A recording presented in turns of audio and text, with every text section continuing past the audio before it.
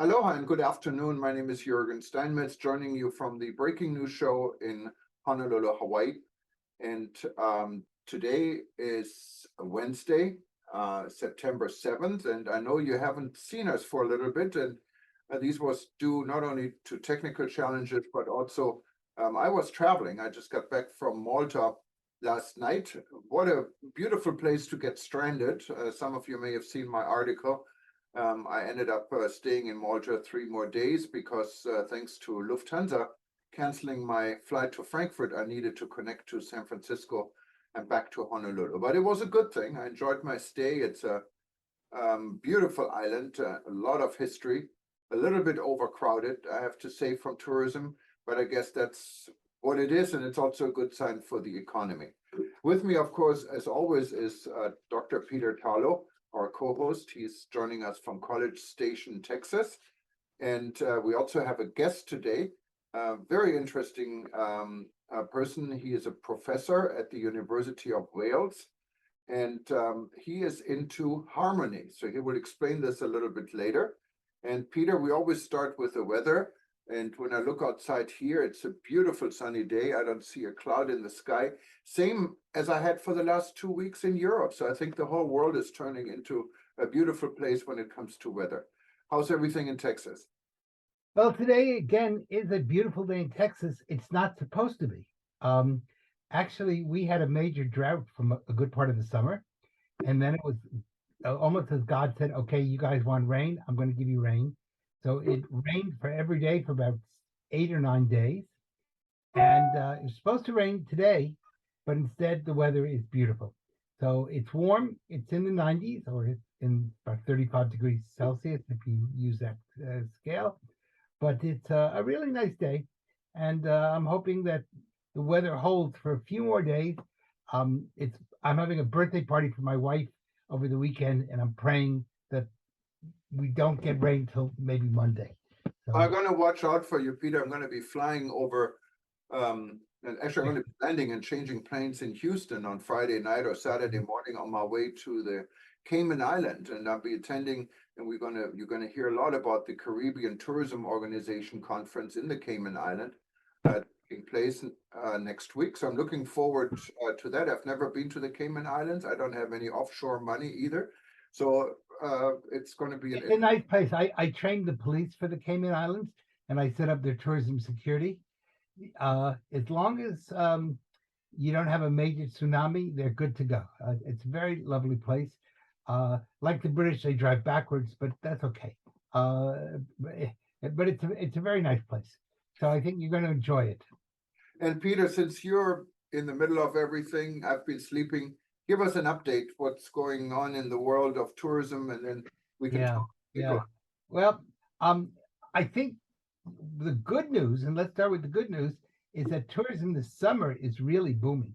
Almost every place in the world, from the Middle East to Europe to Latin America to Asia, wherever you go, hotels are full, airlines are full.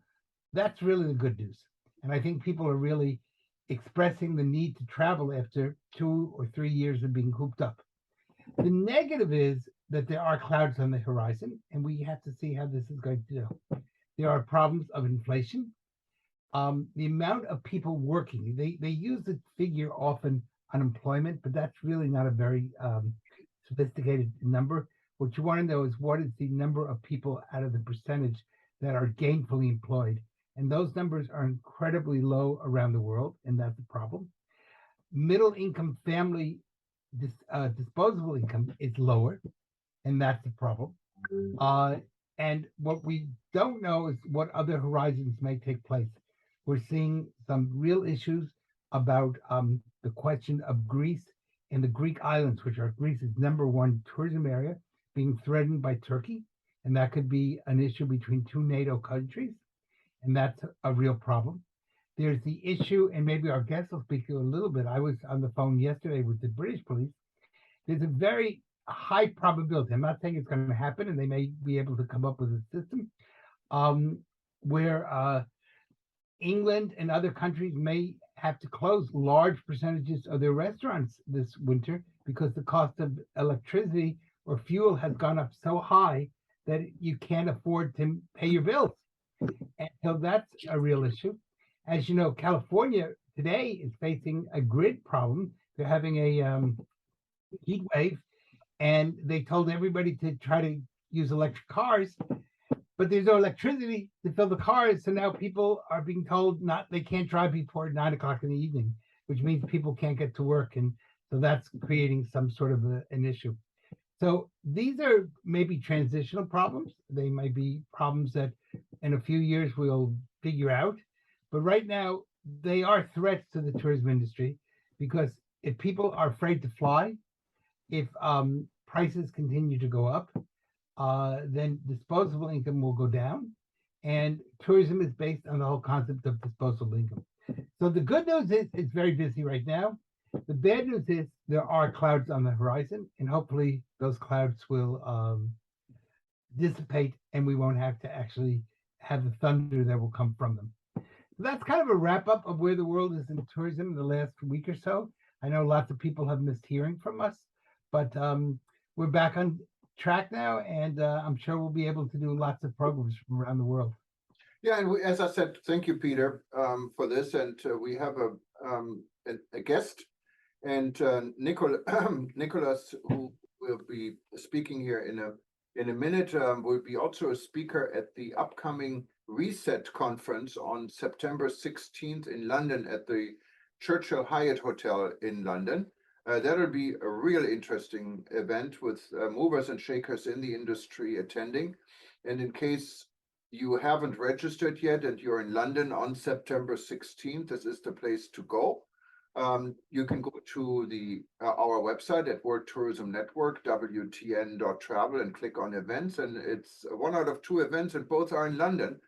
We partner with. One is, as I said, Reset on September 16th, and the other event we're looking forward partnering and also having our own session is at the World Travel Market in London, November 7 to 9.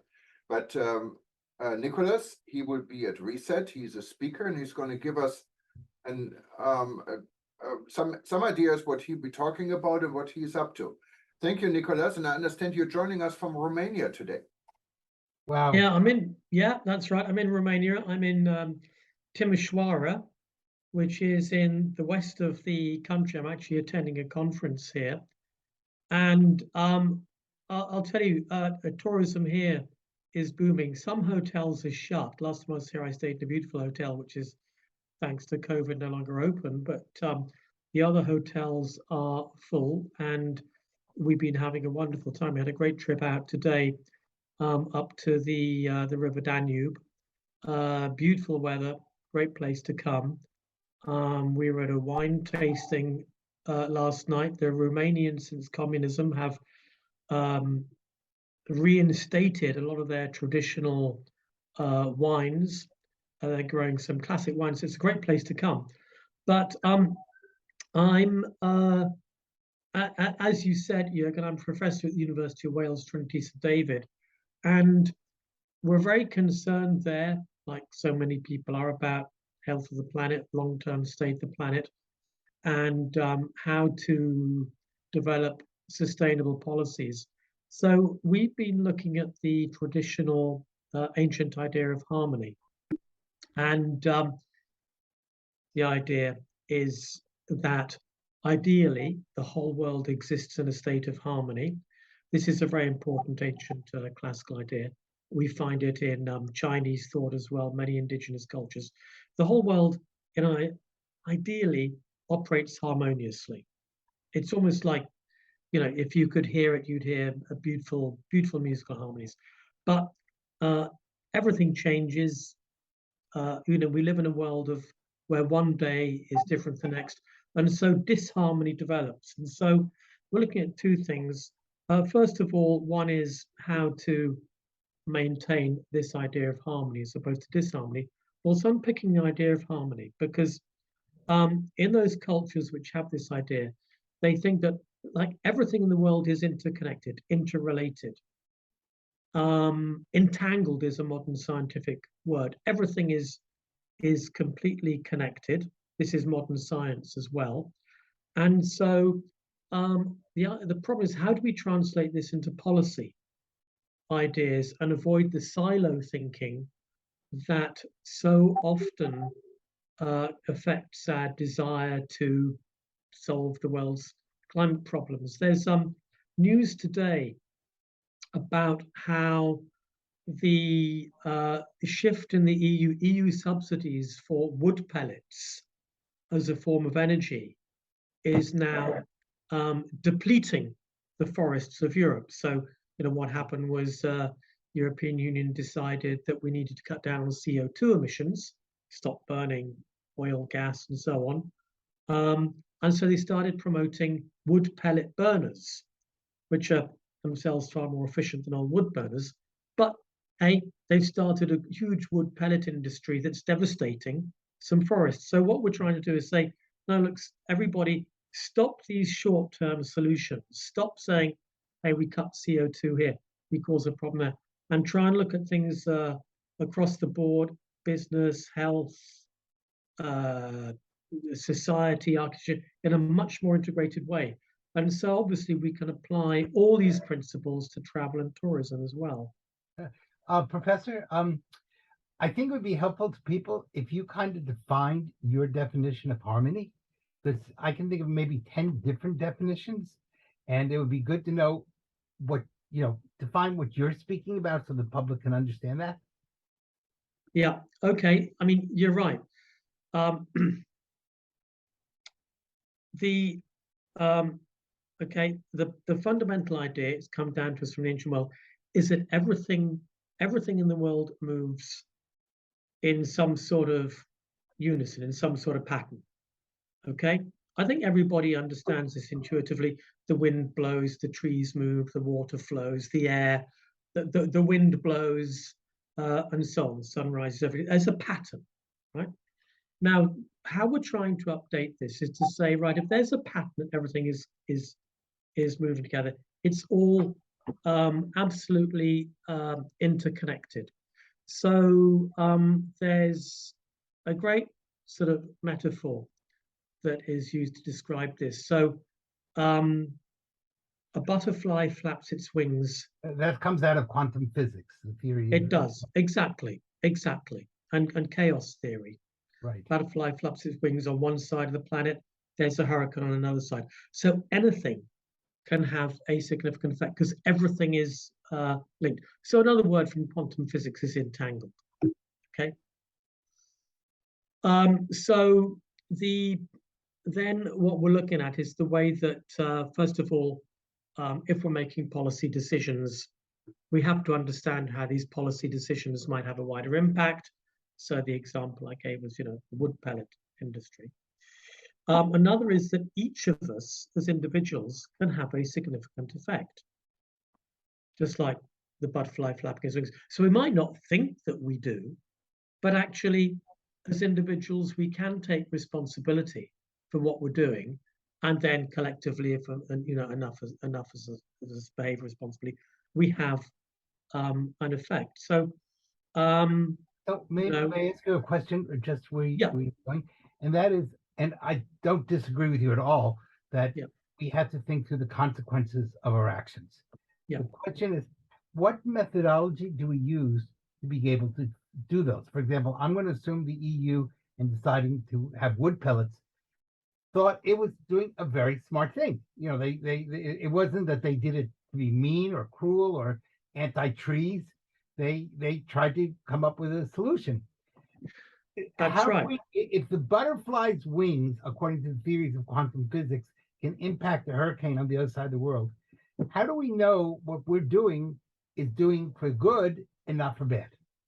Well, I think that you model the solutions. Okay, you think if we're going to subsidize wood pellets, what's the likely outcome? How many wood pellets are going to be sold to have a significant effect on forests? How many trees do we have to cut down to produce the wood pellets? So it's not terribly complicated. You just model all the consequences, which is, of course, what climate scientists are doing all the time, is modeling different possibilities. We put this amount of CO2 into the atmosphere, we're likely to get sea level rise in a certain range.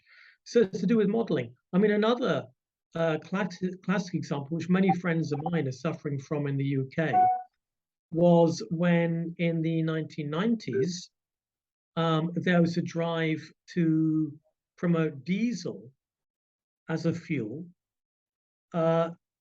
instead of petrol, right? So again, reduce fossil fuel emissions. Now, I know lots of people who were really green, eco-activists, Green Party members. They bought diesel cars. Now, we find that diesel is very polluting. The air from the emissions from diesel cars can exacerbate heart disease, breathing problems, and so on, according to different studies. So in my own city now, and many other cities in the UK, clean air zones are being instituted, which means that diesel cars driving through the clean air zones have to pay a £9 charge every time they enter the zone. That's £18 if you enter the zone and then drive across town and have to re-enter it to get back. So the diesel car owners were up in arms, but diesel cars were promoted as the green solution because the emissions that diesel cars put out weren't modeled. There was just the one measure. How do we cut down on CO2 emissions? So it's a matter of actually modeling the consequences. With nuclear power, we know all the arguments for and against. There's a new nuclear power station being built in the east of England, Sizewell. Well, it's going to be put on a platform 7 feet above sea level with a seawall around it of 77 meters, 14 meters, and a storm surge which floods the power station is put down as a 1 in 10,000 year event. Now, how many 1 in 10,000 year events are we having at the moment? But that 1 in 10,000 years could come next year. So it's a matter of in that case, I think, rather than going for the old nuclear power option, of really scaling up renewables. So in the UK at the moment, it takes around 4 years to get planning permission for an offshore wind farm. That can be cut to 1 year. So it's a matter. So again, it's I think thinking in the round, thinking holistically, and so we're thinking holistically. My friends who are ecologists who hate wind farms because they say, one, they use more fuel than natural gas, and two, they kill birds. And the killing of the birds, therefore, is hurting the environment more than the wind farms are helping. So if I'm using your theory, which I understand, again, an easy solution may create more complications than it may create goodness. I know, Peter, ultimately, we've got a decision as to whether to do something or nothing. I mean, in California at the moment, all the old, I read all the old solar panels that were installed 25 years ago are now due to be replaced. Right. There's no proper plans to recycle them. Right. So,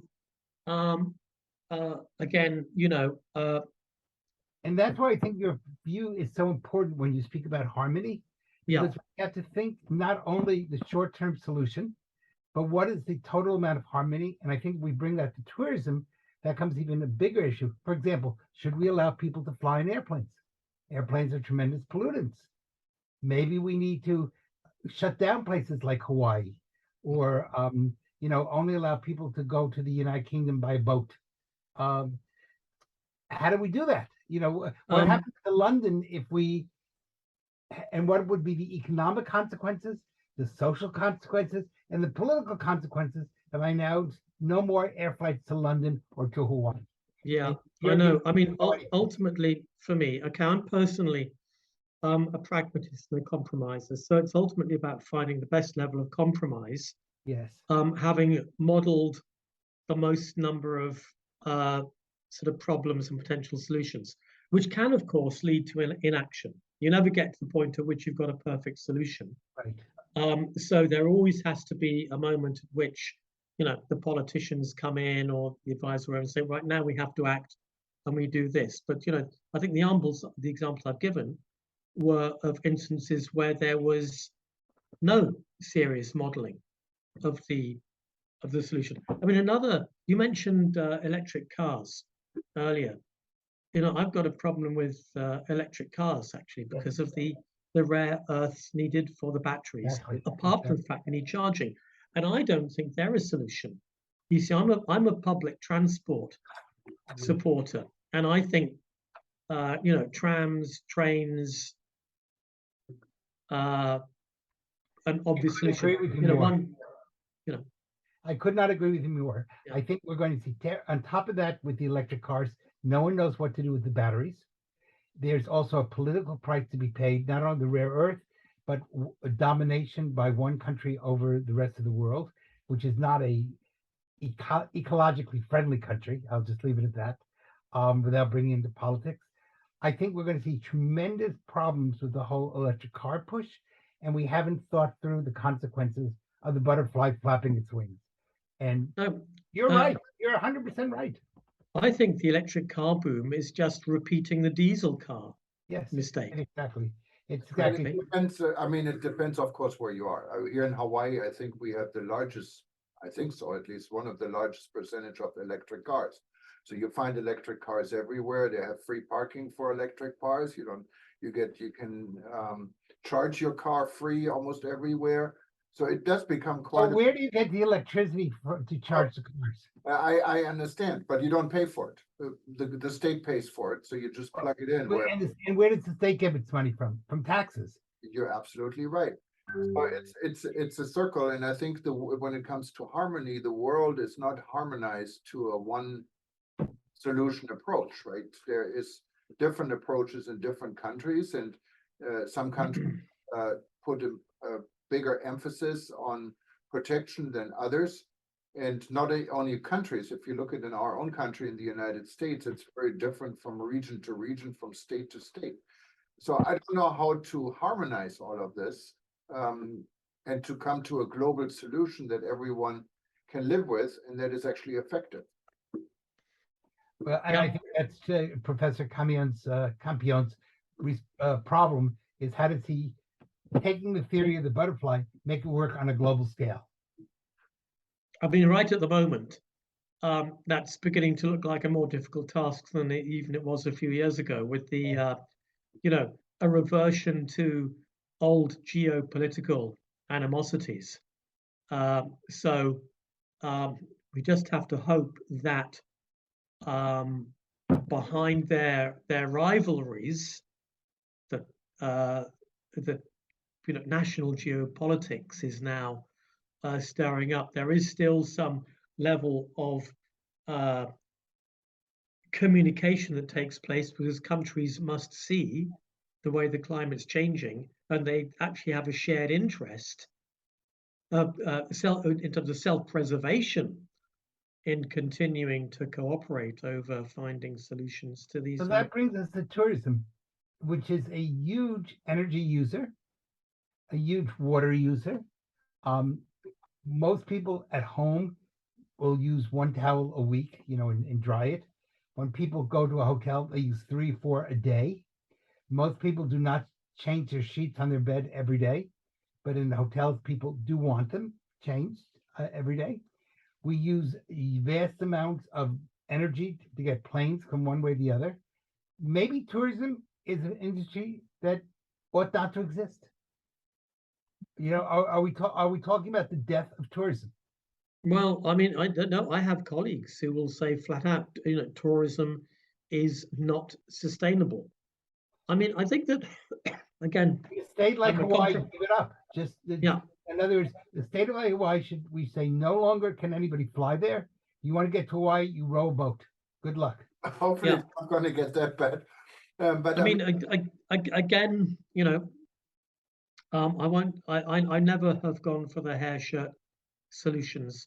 I'm always a compromiser. You know, what can we do? How can we minimize problems? So, in terms of the number of towels that you use for changing sheets every day, for those specific examples, I think there is a culture change that could easily be affected because you know every people who go to stay in tourist hotels are aware of the problems. Their kids are being taught about these problems in schools.